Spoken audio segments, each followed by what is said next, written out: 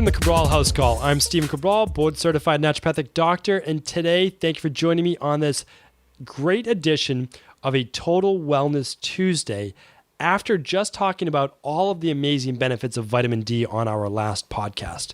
So one of the things I do want to say is that episode went deep into the benefits of vitamin D, how you know if you're getting enough, and also the best sources to get vitamin D from both food, the sun, and supplementation.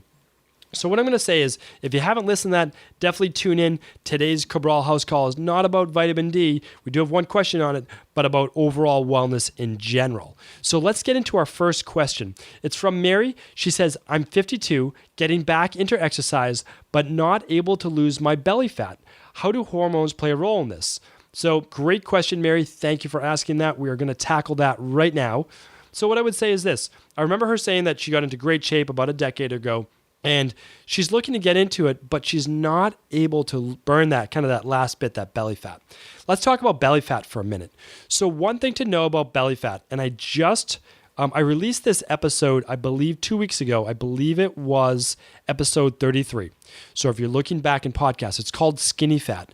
Please do listen to that episode.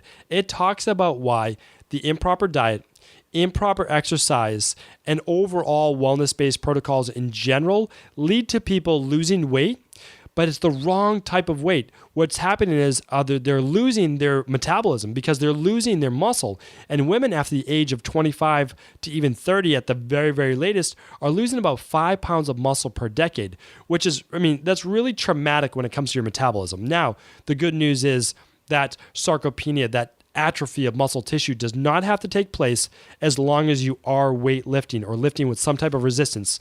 Body weight exercises do work as long as they're challenging enough. However, I do recommend that you do some type of weight training, and especially with the legs. Because remember, the majority of your muscle is not in your upper body. It's between your hip bone, that iliac crest, that bone at the top of the hips, and your patella, which is just that kneecap. So that, for most people, should be about half to 60% of all the muscle mass in their body. Now, of course, that doesn't make sense. It doesn't really appear that way, except when you think about it, there's only one bone in that upper thigh, and that's the femur. Everything else is muscle mass. Your upper body basically is hollow. Your torso is just filled with all of your internal organs, and your arms don't have a lot of muscle. So do keep in mind the squats, the lunges, the deadlifts, all of those things are so vitally important. So, Mary, I highly recommend you do those squats, deadlifts, lunges, step-ups. And the reason I'm recommending that is because not only will it boost those natural levels of testosterone that are dipping as you age, but it will boost your metabolism in general, get you to burn more calories, make your body more thermogenic. It's going to heat that body up. It's going to cause more metabolic confusion, or whatever you want to call it, to basically make the body have to recover at a slower rate. It's a little bit more challenging to recover and rebuild. We want that. We want your body to have that challenge.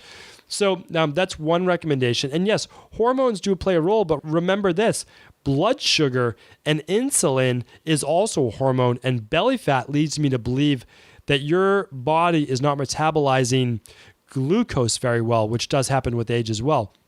So start with our Fatlocity guide or our Dr. Cabral Detox. And what that does is it helps reset glycemic levels in the body, or glucose levels in the body. It gets you to that lower blood sugar. It gets you tapping into body fat stores instead of sugar in your bloodstream, right? Because you're going to play with one or the other. You're going to be burning that body fat, or you're going to be burning sugar. And we need to make sure those sugar levels are low. That's very, very important. And I don't mean hypoglycemic. Whenever I say low, I mean normal, which means below 100. And we want to make sure that you're waking up with lower blood sugar levels as well. So at least eliminate those starchy carbs at dinner before bed. Last thing I'll mention, and I'm not going to make this a huge female hormones type answer because that's a whole topic in itself, and do look for that one in the future. But when estrogen levels become dominant over progesterone, you will see yourself start to add body fat and have a much more challenging time doing that.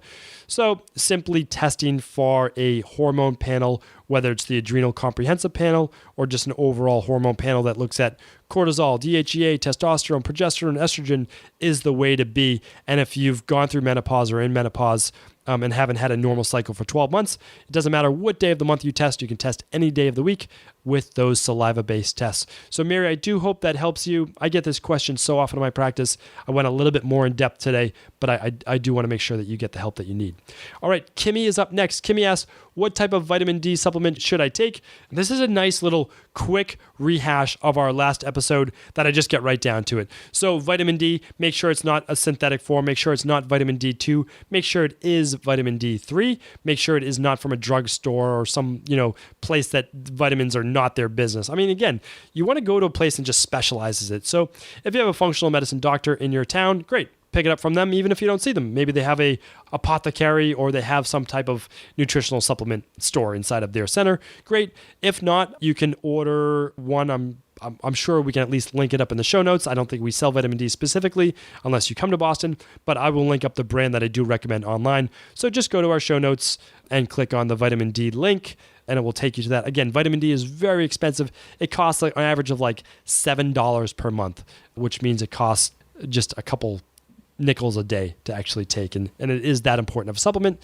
And then ideally, if you're not taking magnesium or you're not taking vitamin K in an all-in-one multivitamin or something like that, you will make sure that you're getting vitamin K and magnesium and calcium in your diet so that you can actually utilize that vitamin D. So I do hope that helps Kimmy with that question, and that's it. I typically recommend taking it at breakfast or lunch, just once a day.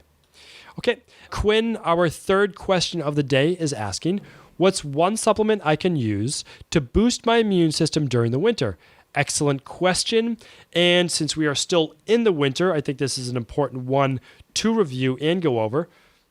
And so now I can only pick one, right? So that's kind of challenging, right? Because I do believe in something called bioindividuality. And I think many people can benefit from different supplements. However, during the wintertime, vitamin C levels can get used up at a greater degree. One is because vitamin C is used as a recycler of other antioxidants. People do not give vitamin C the credit it deserves. One is because it's kind of boring, right? It's just vitamin C. It's like vitamin D. It's kind of boring. It's like, oh, well, it is what it is. Glutathione is so much more interesting to talk about, or N-acetylcysteine, or, one of the other ones that are kind of like have that avant-garde talk right now. But what I would say is simply vitamin C is going to improve your levels of glutathione. It's going to improve your levels of vitamin E. It's going to improve your levels of cysteine or N-acetylcysteine because it's a great recycler. It helps all of those other antioxidants do its job. So even though it might not be the end-all be-all of antioxidants, it's certainly the one that can help all the others do a much better job.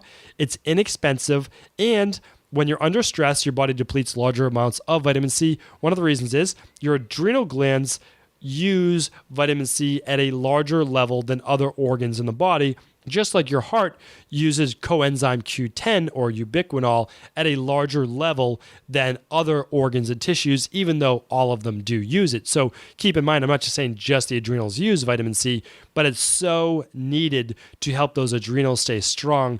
And when our body's under stress, and yes, cold weather is a stress on our body, that we do want to keep those vitamin C levels up. So how much vitamin C do you take? Well, the simple answer is as much as you need.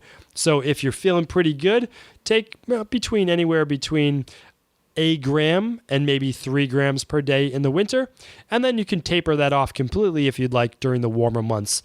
And you should increase that dosage as your body becomes depleted and you become run down and sick. You want to bump that up. But I know a lot of people who started taking vitamin C during the winter and don't get sick because it is that immune-based booster. So let me do this. I will create another show just on vitamin C. I will tell you exactly how to do it. I will also tell you how to use a vitamin C tolerance test to find out the right level that you need for your own body. It is a remarkable vitamin and one that's so inexpensive. I do recommend that the majority of people out there do add a little bit to their own nutrition plan. Because when I test for vitamin C, and I do that sometimes just through an organic acids test, is I look at B vitamins and I look at the vitamin C levels to see how much they need. So few people are at the level that they need. I mean, honestly, it's probably 5% of the people tested. And that's because vitamin C gets used up so quickly in the body, just like glutamine and just like B vitamins as well. Our bodies are under stress. That's the bottom line. And when our bodies are under stress, they start to use vitamins in a very predictable manner. Quinn, I hope that answers your question. Thank you for all of your questions that you've been submitting. I absolutely enjoy answering them each and every day. I'm back real soon with another Cabral House Call. As a thank you for tuning in today, I wanted to share with you the number one system my private clients in Boston and now all over the United States are using to lose weight, decrease bloating, improve digestion, eliminate skin issues, and increase their energy all day long. It's called the Dr. Cabral Detox, and without going into all the details right now, simply go to drcabraldetox.com and you can find out how my proven, simple 7-day system can help you lose weight and feel great. There's no hype, there's no marketing, and best of all, it's guaranteed or your money back. And as a thank you for being a listener of the Cabral Concept, I'd like to offer you $10 off your next 7, 14, or 21-day Dr. Cabral Detox purchase in the month of March. Simply enter the savings code MARCH10, all in lowercase, one word, when checking out. Thank you again for tuning in, and I look forward to hearing your success story soon.